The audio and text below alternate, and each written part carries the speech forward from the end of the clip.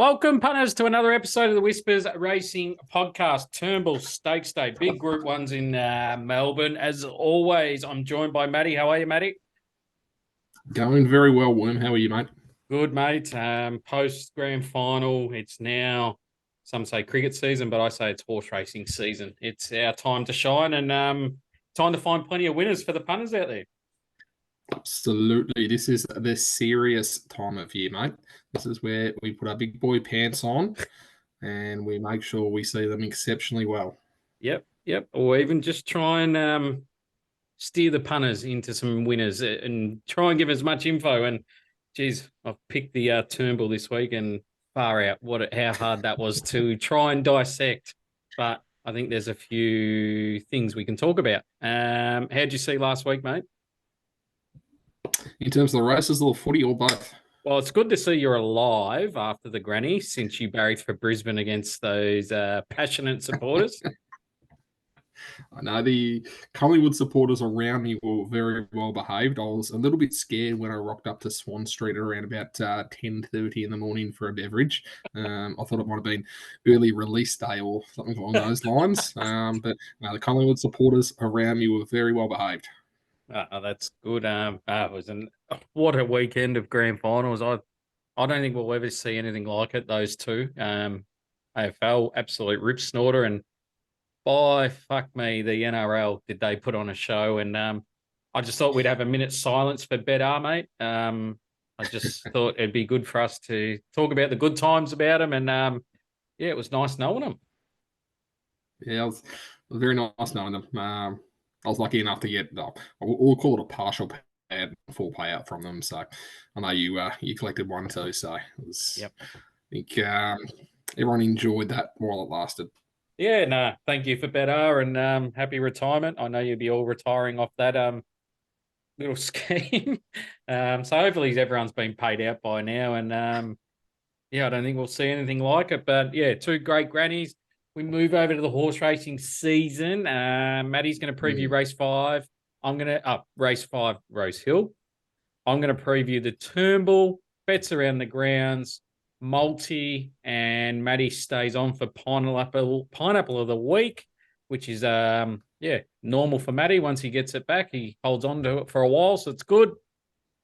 If you are a first-time listener or watcher, please, I hope you enjoy the show, but please subscribe to our YouTube and on any podcast platform. Subscribe. If and when we find you plenty of winners, please head over to Spotify. Please rate our show. We'd love to grow our audience. We've just clicked over 150 subscribers on everything. So to everyone that's subscribed, massive thank you. Hope you're enjoying it. Milestone for us. Because everything we do is for free. There's no hidden paywalls. We do it for the love of it. So to give back to our show, we just ask for you to rate us, like it, and share. And we'll keep tipping and finding you plenty of winners. More importantly, if you want to be part of the WhatsApp community, please DM one of us. To all the newbies that joined in the last 7 days, thank you for joining. Hopefully you're enjoying it. It's really hit peak during the week. So there was plenty of angles and free money, we'll say, given out. So hopefully, if you're part of it, you know what we're talking about. If the others don't, I'm sorry, but you have to be part of the community to know what the free money was. Last week, Matty, obviously away from the football, Friday night. Yeah, Friday night. We'll start there. Imperatriz. I'll admit I thought was in a lot of trouble along the side. And absolutely. I just yelled out, "Fuck me. What a win." And my wife just walked past me and goes, "Excuse me." And I went, sorry. Yep. Honey, I wasn't even on it. I was just watching it. That was very impressive. Unfortunately, for those Everest lovers, I don't think we're going to see it up there, but lucky enough for people in Melbourne, I think we'll see it down here again. So just impressive, very impressive.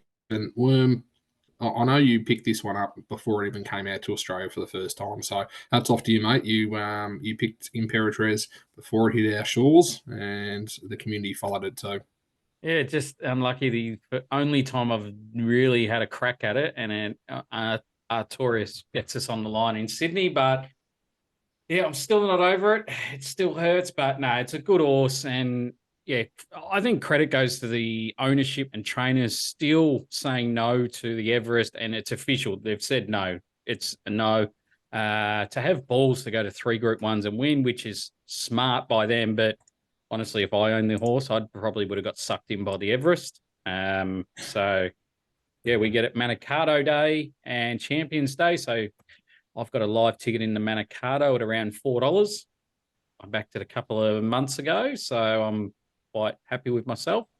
And Amelia's Jewel on Friday night as well, mate. Like when I said in the audios that I sent to everyone, it's just a map thing for me for Amelia's Jewel. I can't touch it at $1.30. I can't recommend it in multis at $1.30 because I'm worried how far back it gets.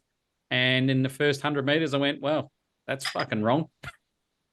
I was well played by all involved, and Amelia's Jewel. Just go to the tour rack, probably get the chocolates here, and make sure you stay in Melbourne and head straight to Auckland. Yeah, two track records broken by those two. So it just shows how fast Valley was playing, and it played quite well as well. So that was good. But then we moved to Sunday, Matty and Tino. I know you're we could say, #1 ticker holder for it, and I think it just did what it had to do. Yeah, it did what I had to do, and some people thought it was a little disappointing. I wasn't necessarily of the same opinion. I thought it, as you said, did what it needed to do. Second up, it was always going to be somewhat flat. So I think you notice in the race there was a big gap back to the third horse. So third up in a tour rack against Amelia's Jewel. Look, I've definitely got Amelia's Jewel in front of it, but I think people have got Amelia's Jewel a long way in front of it. I don't necessarily see it that far ahead. I think Antino will give it Amelia's Jewel a red hot race. I think people will forget about the map advantage that Antino will have over Amelia's Jewel. It's going to be a big field, and I don't think Amelia's Jewel is going to sit outside leader in a Group 1 tour rack. So yeah, I wouldn't have thought so either. And that's just why I hope both of these two horses do head towards the Cox Plate, and we see some of the best up and coming horses, or some of the best horses in Australia, up against the best that Hong Kong have to offer when we do get to the Cox Plate. Yeah, 100%. Yeah, we'll dissect that in the coming weeks. So look out for that. Can't wait. Big Group 1's coming. Track stats this week. Flemington rail out 9 meters. Track saying soft 6. They reckon it gets to a good 4 if no more rain comes, which I don't think will. So if that's the case, I think it plays quite fair. Leaders win at 39%, midfield win at 29%, and the rear win at 33%. Excuse me. And Rosehill, Rail True, leaders win at 39%, mids will win at 29%, and rear at 25%. So we're looking at quite an even day. No hand watering at Flemington, and definitely no hand watering at Rosehill. So I think it would be quite a nice, even Saturday, which will be good for the punters. Futures tickets. I'll kick off, Matty, because I don't have much to say because I've spent my 100. So I'm only going to update people with what we've done. Without a fight, it's going straight into the Caulfield Cup now. It's currently 10s into 7s. Valiant King, I said, needs a lot of luck. It's around 34 order of entry. Jade Carr's booked a ride, but I don't think it gets a run. West Wind Blows runs this Saturday. It's 16s into 1350. So we're in front there. Breakup, D Lane's booked to ride. We mentioned that last week. 19s into $10. So we're well in front there. Kovalika this week has announced it will go King Charles into the Cox Plate. So we have done our $10 on that. So that's okay. Luna Flare hasn't accepted in the second round of acceptances, and we've done $5 on that. And Bank Mer just won't make the field unless it wins the Turnbull. So we got Without a Fight, $7. Francesco Guardi running Saturday, $8. Solcombe, $10 run Saturday. Breakup, $10. Westwind Blows $13.50, and First Immortal is $18, and it is First Emergency in the Bark coming, so they might need a miracle as well. Matty, Cox Plate. Cox Plate, we saw, as we said, Amelia's Jewel and Antino run across last weekend, and going to see a Romantic Warrior run this weekend. For me, that's where my thinking is at this stage. The only live ticket that we do have is on Antino, who, again, will probably need to run exceptionally well in the Tour to get a start. Buckaroo, I would imagine, is going to stay up in Sydney. We put a little bit on that last week, very small. Tuvalu won't head there, neither will Lindemann. So Antino at this stage would be our best result from I guess, an outsider's point of view. I think from there, very much around Amelia's Jewel. If it stays down here, Romantic Warrior, that's where I'll be looking. Now, I guess, Worm, from a Romantic Warrior point of view, let's assess that when we discuss the Turnbull, and we can go from there. But just wanted to pick your brain just in terms of Kovalica. You said it's not going towards a Caulfield Cup. They're going to go King Charles into a Cox Plate. Mm-hmm. What's it done recently? Yeah, first up was quite poor. And I think second up, which was on Saturday in the Epsom, it was well backed for a second up Waller again, which really confuses me when I see that because I know they don't strike well second up, but it ran out of its skin. Well, it probably ran up to its standard actually, but it improved out of nowhere. I think it's tracking very nicely. A bit annoyed that they've gone to the Cox Plate, but yeah, it ran on a day that you couldn't really make ground at Randwick last week. So yeah, I think it's back on track. Things are back on track, but not the right race. Okay. Look, I'm a big fan of the horse, but I guess to get into a Cox Plate, don't you need to have won something? Yeah, you're 100% right. I would love to see it win something to get in to 100% book its spot. I honestly believe, and I don't mean this in any bad way, if this horse was trained by our next door neighbour, Matty, it probably doesn't gain a start. But Chris Waller has it, it's guaranteed a start. And that's just the profile he brings, Chris Waller. And yeah, I'd love to see it win a Group 1 this prep before it goes in, and any horse. But yeah, we know that doesn't happen. Yeah, okay, interesting. Because look, I mean, people will say it did win a Queensland Derby, Group 1. Yeah. Look, all I'd probably say is I don't necessarily know if winning a Queensland Derby is enough to get yourself into a Cox Plate. Yeah, mate, I definitely can see that point of view, and definitely not going to disagree. But yeah, just that. I think people love a 4-year-old in it, especially with Golden Eagles pushing us now. Yep. So I think they almost automatically get in without being disrespectful. Okay. Oh, look, it won't be bad for the race. I think Kovalica is definitely up to running in a Cox Plate. So, and for those who do listen to the show, I actually picked Kovalica before its Queensland Carnival and was well and truly on board the horse. So, no knocks against the horse. It's just more so the process of getting into a Cox Plate, as you mentioned, can be easier for some than others. Yeah, and yeah. Wallace said all leading up to this carnival, he doesn't know what he was doing with the horse. So was this a plan all along? I don't know. But I think it's definitely got to be considered for Caulfield Cups considered for the Cox Plate after the King Charles. I think that's where we start to see what you do for a Cox Plate, especially if I had money left in my Caulfield Cup, I'd be reassessing it after the Turnbull because they're your runs leading into the big races. Absolutely. Still got a little bit to play with, so we'll see what happens there, mate. Yeah, 100%. Matty, Rosehill, race 5, you want to preview? Take it away. Absolutely. Thank you, mate. Just a few that I want to preview in this race. Interesting speed map. I think we'll find Royal Tribute. It will definitely be one of the leaders, as well as Balkans. So I think they're the two that will be setting the pace, and there'll be a big group right behind it, which is what you expect to find across 1,200 metres. Worms, have you got the odds for us? Yep. Favorite is Osmosis, $2.50. King's Gambit, 4.80. Celestial Legend, 5.50. Royal Tribute, $8. Barber, early support now, $7. And the rest, you can have 13 plus the rest. Perfect, thank you, mate. Look, Royal Tribute, interesting one. It started favourite against Osmosis last start, and Osmosis really got a hold of it around about that 150, 200 metre mark.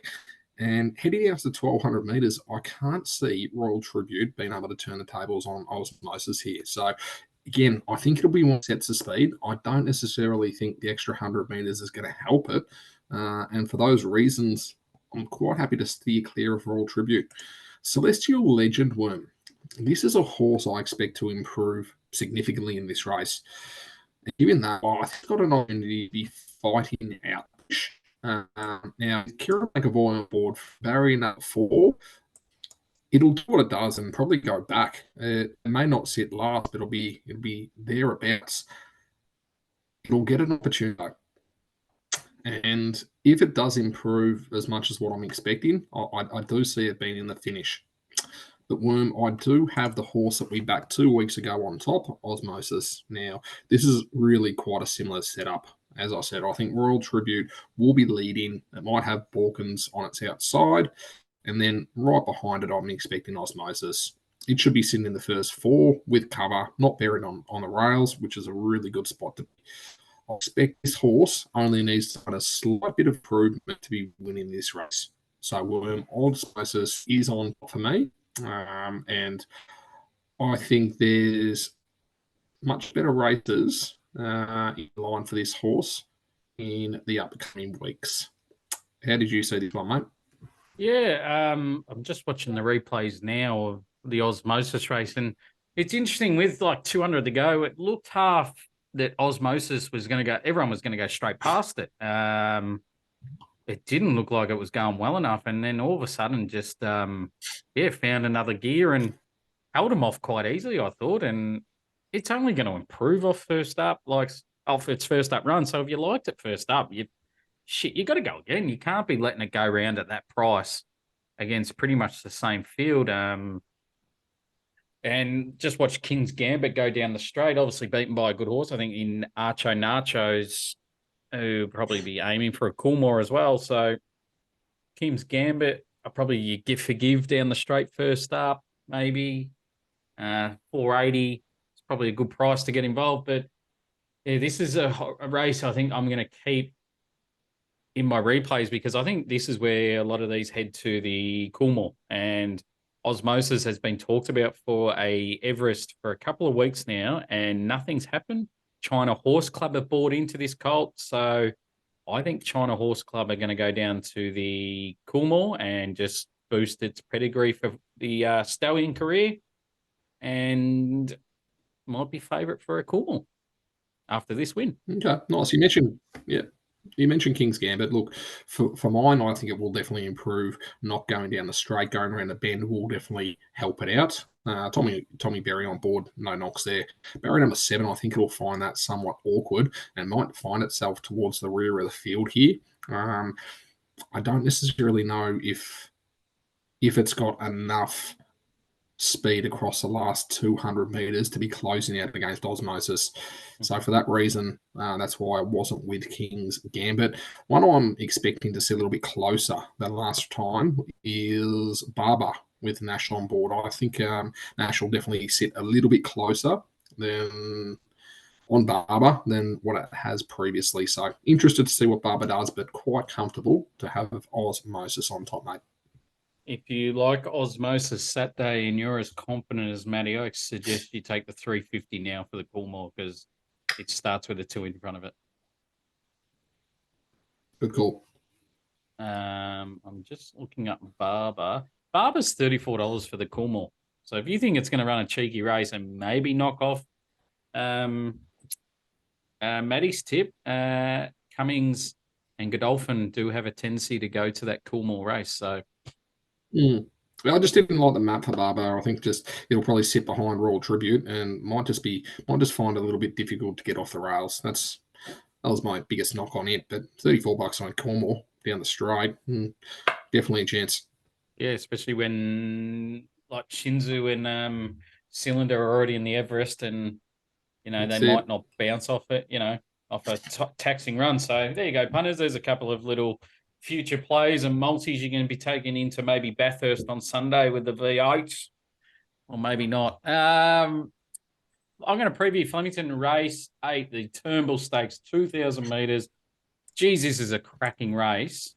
Maybe because it's just got Romantic Warrior in it, and if you take that out, do you call it a cracking race? West Wind Blows adds a bit of narrative to it, and yeah. So the odds, let's get cracking at them. The favourite here is Romantic Warrior at $2.30 top odds with Ladbrokes and Neds, and then the rest are around 210. Aussie Penco is $6.50. West Wind Blows $8. Solcombe $8. Gold Trip $10. Francesco Guardi is $20. Right, you are $20. Duke to Cessa $34. And you can have $50 the rest. Markets are really different here. Looking at all the other places that are betting here, there's no real average, and they're not equal. They're all over the shop. I wonder if that's got something to do with like Tab's little promo. So if you're not a Tab customer, sign up with Tab. I think they're 2nd to 10th in the Turnbull, so pretty much a free hit almost. So if you like any other countries in the TAB pool? I reckon it might be the Whirlpool. I'm not 100% sure. I have been seeing it. Something's going on, but I think that might be Everest Day. Definitely, I've only seen, but yeah, okay, it wouldn't surprise me if they've the... locked in Whirlpool because of Hong Kong and their horse. Yes, but anyway, yeah. So odds are there. Speed map, very very interesting here. Now, Goldman and El Patroness are the two emergencies here at the moment. I've mapped them out of the race because I don't think there'll be a scratching. Touch wood. If they're out, they're the pace that's the pace gone, I reckon. So I reckon Smoke and Romans leads from 17. I think Right You Are comes across and leads with it as well. Romantic Warrior watched its replays from barrier 11, and they should camp right behind the leaders. It pings the barriers, this horse, and sets it up in the first 50 metres, what it does and where it sits. After Romantic Warrior, there's a big cluster of horses here in the midfield. Spanish Mission, West Wind Blows, Bank Mer, Francesco Guardi, Azapenko, Uncle Bryn. I reckon they're all together. And I think the tempo is just going to be moderate with only those three going forward. Now, the interesting thing here with J-Mac, and it's something we've spoken about, Matty, is how will they ride Romantic Warrior? I know they'll ride it positive, but do they ride this horse like they do at Hong Kong and be flat out fast at the 600 and run its own race, set it its own tempo like they do in Hong Kong, and he wins by margins when he does that? Or does J-Mac first up ride just to the race, camp behind the leaders? If they go slow, that's fine. We'll just go slow. And he just does what he does. It's interesting. I don't think they do my first option. I think they just run their race, sit behind the leaders, and come Cox Plate Day, they put the foot to the floor and go their tempo. So today's, I think, just to climatize, get note of their racing, and we just see him camp behind the leaders. Now, in saying that, I am with Romantic Warrior. I believe he's clearly the best horse in the race. He beat up Dubai Honor back in, beat up Dubai Honor, who then dominated the Sydney Autumn, beating Animo. Some saying Animo is the best horse ever in Australia. Please, back in December over their big day in Hong Kong. He beat up some pretty good Japan horses and some okay European horses who'd probably come out and flog us if they came out here. If he repeats those wins, he'll win with a leg in the air, and he starts at $1.70 in the Cox Plate. But there are negatives to this. We know he didn't travel well, and he took his time to recover. He didn't get its speed that he normally has in Hong Kong because Australian customs didn't allow it. But now he's eating properly according to the trainer. Trainer says his track work's been good. So I think they've given himself enough time to travel, to recover. And so I feel they've given themselves enough time to win this and be peaking for the Cox Plate. Now, look at this horse's handicap rating. It's 120. That's elite stuff. Yes, I know it's in Hong Kong, but he beat some Japan horses to get that 120 rating. There's horses here that are badly weighted off against this horse.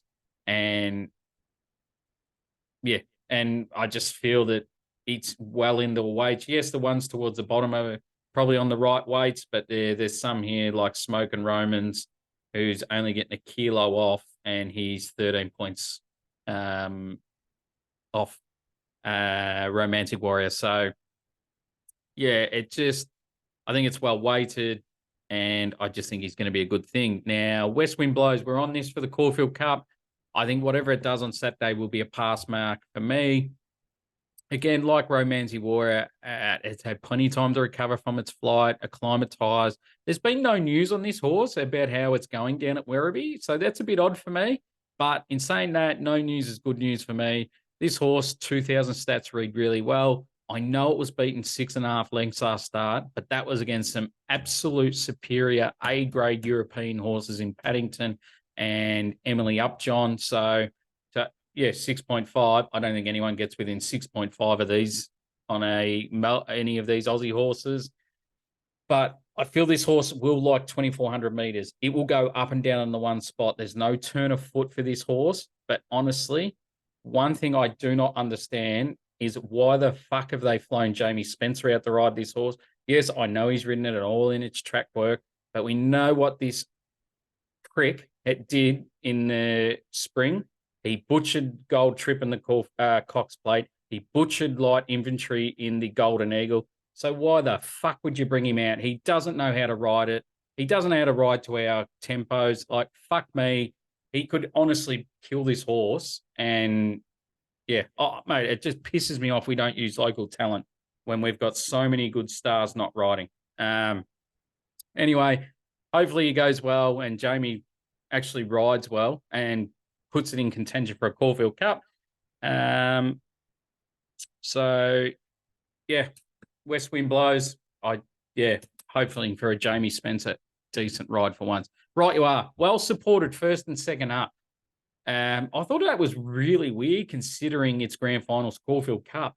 Don't get me wrong, been running well. And will be interesting if it's supported third up because its PB last time was at 2,000 meters Flemington. So, right you are is a very, very tricky horse for me to assess at the moment with a Cox Plate in mind. Now, Gold Trip, Francesco Guardi, Solcombe, Luna Flare, they'll be all looking to run big races with grand finals not too far away. And I think this is where we start to see where they're at in their prep.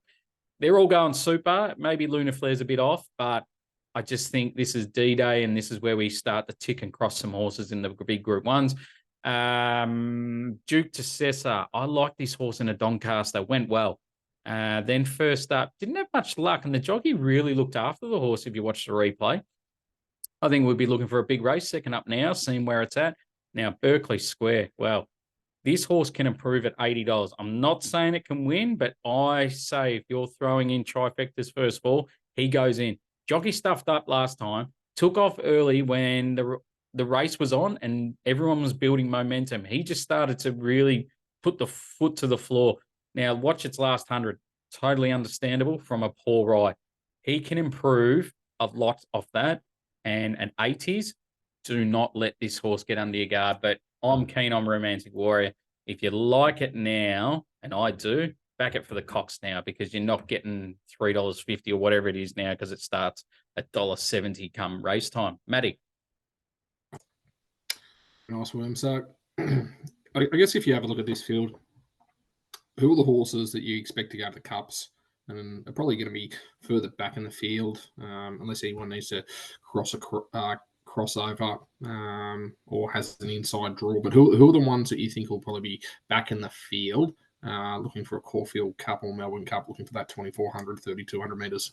Yeah, a lot of them, I think, will be, especially from the big trainers, they'll be looking to run good races. I don't think they want to be out the back looking for that sneaky run because they just, you can't play with form. And Gold Trip, Barrier 18, I think they just go back and they're aiming for a Cox plate. Matty, I think you need to put that in your little notes, keep it on side.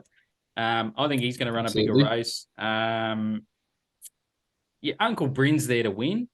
I believe after its last win, it can't be going backwards after that win. Francesco Guardi, I think, yeah, as I said, be running on.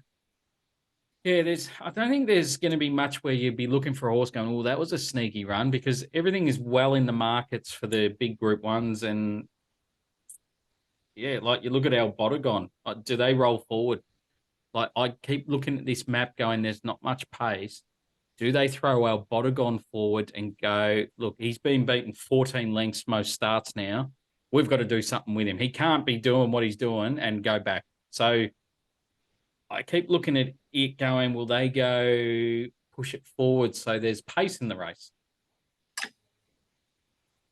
I Yeah, don't know. maybe. I'm just looking at going. Yeah, I'm just looking at going Salcombe, Bankmore, kind of yeah, Francesco Guardi's, your Smoking Romans, although Smoking Romans pretty much won last year, leading all the way. But I think you'll find that they're the ones that are looking for your cups. There's a few in there. You mentioned Uncle Bryn, Osipenko. I think they're kind of its grand finals. Yep. So some different, I guess, campaigns that you need to understand when you do have a look at this race. And then you have a look at Romantic Warrior. Interesting to hear your thoughts. You believe it's going to ping the barriers from gate number 11, which means that J Mac will probably let it ride forward. If someone does set the pace, I'd imagine Smoke and Romans will probably try and cross over. I don't know if it's going to have enough speed to be able to cross over Romantic Warrior. I'm sure something from the inside will probably sneak up, and I wouldn't be surprised if Romantic Warrior was sitting on its outside. Now, if J-Mac just lets it ride along, and I wouldn't be surprised if that's kind of been the message from the trainers and from the stable. Look, it could really burn these with 200 metres to go. So it's going to be interesting. That Hong Kong speed versus the Australian speed, they're completely different race tempos. So it's going to be exceptionally interesting. Well, you mentioned if you like Romantic Warrior in this, back it for the Cox plate. Well, I'll double down on that. If you like Romantic Warrior in this, Yep. roll it over into the Cox plate. So you get your 220 here, you get your 350, put them together, and that's your bet. Because I tell you what, mate, if it wins this, it will brain them in the Cox plate. Yep. Yep. I just look at it from me. I've had something now on it for the Cox plate because if it doesn't run well, I've done my money. I know that. But if I back it on Saturday at 2:30 and it loses, I've done my money. So I just want to take the early shopping of 350 and just hope it wins. And then I know I'm in a good position to jump on Betfair and maybe lay it on the Saturday at $1.70. Yeah, that's definitely that's the other way to do it. But mate, you can get $7.50 if you roll this into Cox Plate. And I think for me that's probably the way that I'd prefer to do it. And look, if as I said, if it wins this, it wins a Cox Plate. I know we'll get to the Cox Plate in a few weeks' time, but tell you what, if JMac actually draws a draw, it could just ping the gates and they will not catch it. No, 100%. It's and plus weather pending. It could get a wet track on Cox Plate Day. So there's a lot of variables, Absolutely. I'm going to be looking to be taking a lot of trifectas exactas with Romantic Warrior winning and just taking a few roughies like Berkeley Squares, yeah,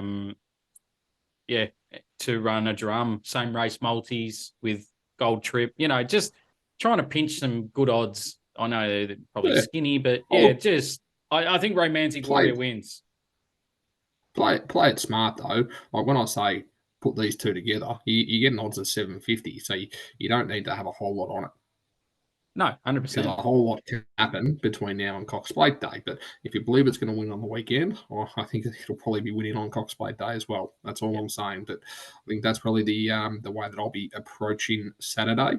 Yep. It won't necessarily be a collect for 220. No, no, no. But good race. Can't wait to see the horse in action. And yeah, it's going to be a cracker. Be interesting to see how he stacks up in the Absolutely, Aussie.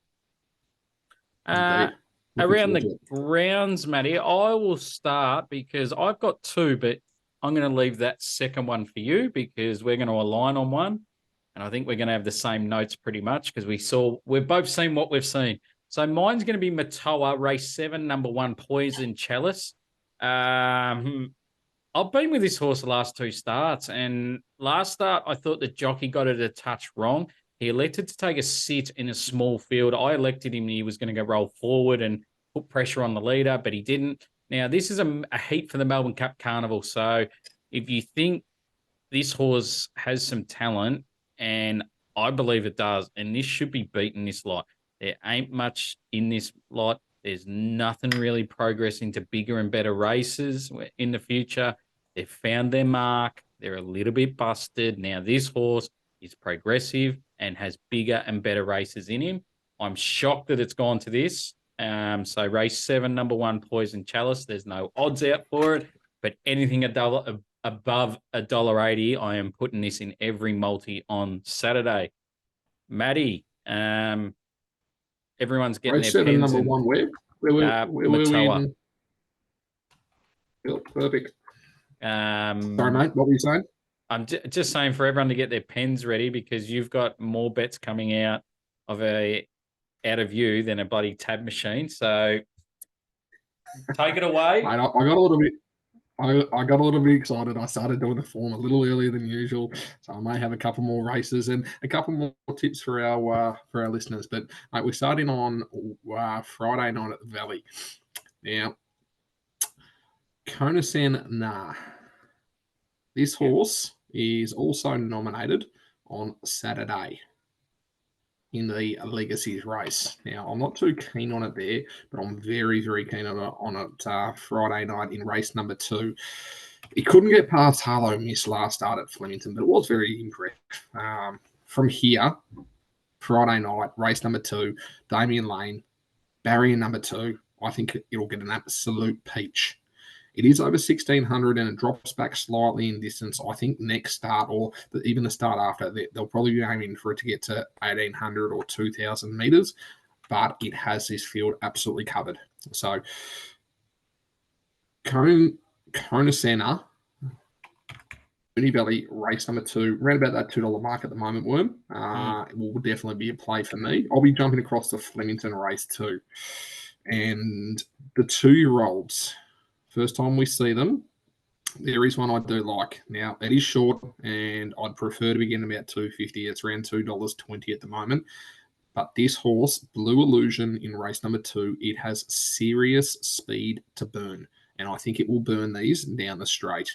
It's a very nice looking colt, and I'm quite happy. Even if I have to take the 220, I will take the 220 Worm because I think Blue Illusion will be in race number 2.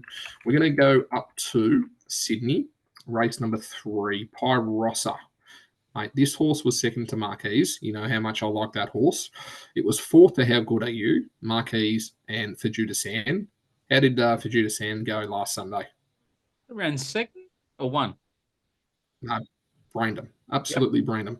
This horse ran fourth to Prowess in a Group 1 earlier this year and fourth up over 2,000 metres.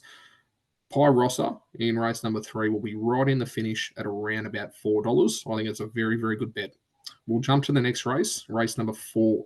Now, a horse that's last start Worm We found it at $26. Marbell, it's about $7. I think it could potentially drift a little bit. It could start around the $10 mark, but look, barrier number one with Kieran McAvoy on board, I think it'll run exceptionally well. But the one that I do like here, Worm, is Stainless. Now, this horse, around that $7 mark, I actually flagged this with the listeners. Uh, its maiden win at Hawkesbury back in February when it ran absolutely sideways. We backed it after that, and it was no good when it came into the city. Now, it raced against Osmosis last start, and it had 56 kilos, and it had a very, very soft run. Here, it's got 52 kilos. Barry number two, Zach Lloyd on board, and I think it is set up for a very good tilt at this race. Race 4, $7, Stainless. Mate, they're my around the grounds. There's a few there, so hopefully everyone caught those. Multi-time. Yep. What have we got? No. I'll back up and go with your Flemington race 2, number 2, a Blue Illusion. 100% agree with you, mate. I watched all the jump outs for this and love betting in 2-year-olds off jump outs. And this horse had a jump out down the straight, and it's racing down the straight. That's a tick. So it knows what to expect down the straight. A few of these horses were trained around corners and had jump outs around corners. So it might just throw them off a bit. So I think it gets an extra tick. I'm a bit annoyed that there's a scratching because it was $2.50. Yep.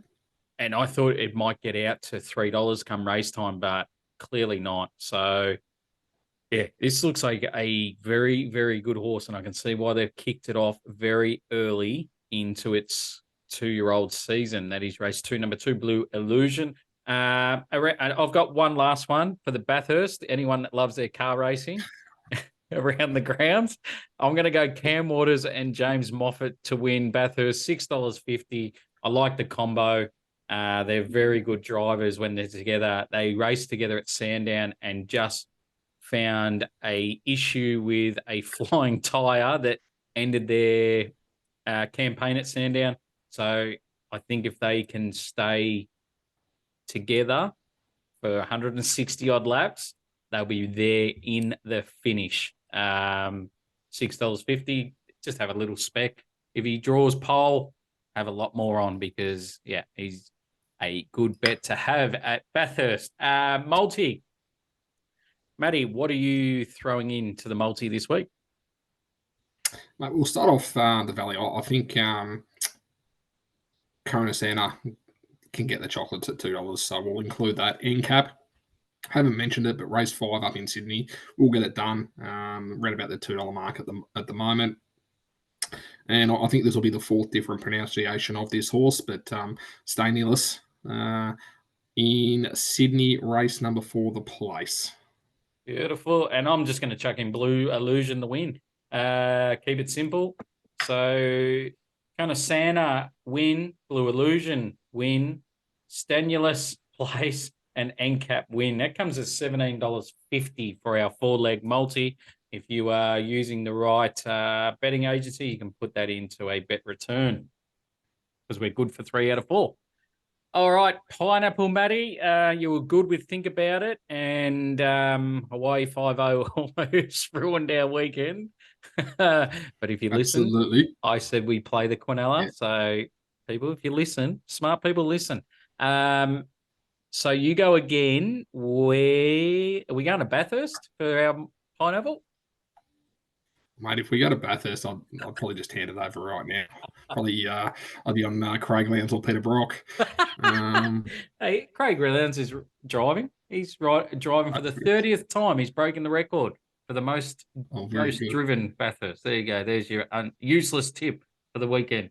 I won't say what I was about to say about Peter. Hawaii 5-0, though. Good to see it's getting an Everest slot. And now we will go to the Pineapple. Now, Worm, I'm blaming you here because you wouldn't let me have the 4 bets that I wanted to have. You wouldn't let me take Kona Santa because it's running on a Friday night. You can't have a Pineapple on a Friday night. You wouldn't let me take Blue Illusion because it's a 2-year-old, and we can't have a Pineapple on a 2-year-old. You wouldn't let me take Princess Grace because it's paying about $1.20. and he wouldn't let me take end cap because it's paying under $2. So Worm, I really didn't know whether to go left, right. But for the listeners out there, the four that I just reeled off, all four of them will be winning on the weekend. It does leave me with the pineapple, and it does leave me in Sydney, race number 5, the horse that I have actually mentioned throughout the preview, Osmosis. Very similar race structure, as I mentioned, and I think it only needs to improve slightly on its last run, and it will be winning this race. Still an outside chance to run in an Everest, and if it doesn't do that, it'll be down here, running down the straight at Flemington. So, Worm, race 5, Osmosis, will get the chocolates. Beautiful. You've tried to throw me under a bus, and no, I'm not copping that. I did not say any of those. There was one in there that I would have given the tick to, but that's okay. And everyone in the community can find out what that tick would have been very shortly. Any final words for a massive weekend, Matty? Oh no, just huge up here. Sydney, Melbourne, Bathurst. Good weekend of sport. Just continues on from last week. Yeah, it does, mate. It just rolls on, and yeah, can't wait to get cracking. It's going to be a rip. Friday night, Valley kicks off. Even though it's low benchmark racing like we saw in the winter, but it's just good to have Friday night bets going. It'll heat up around the quaddy time. So Absolutely, mate. It will kick off around about 6:30 with Karnasana. It will. So if you're part of the community, you're going to see some bets at Moonee Valley very shortly. So you want to be part of it, get amongst it. But Matt, thank you for joining us. As always, we'll be back next week for Caulfield Guineas Day. Can't wait to get cracking into that. But more importantly, win the pineapple and we roll into Caulfield Guineas Day. Have a great weekend, mate. And yeah, just win. It's that simple.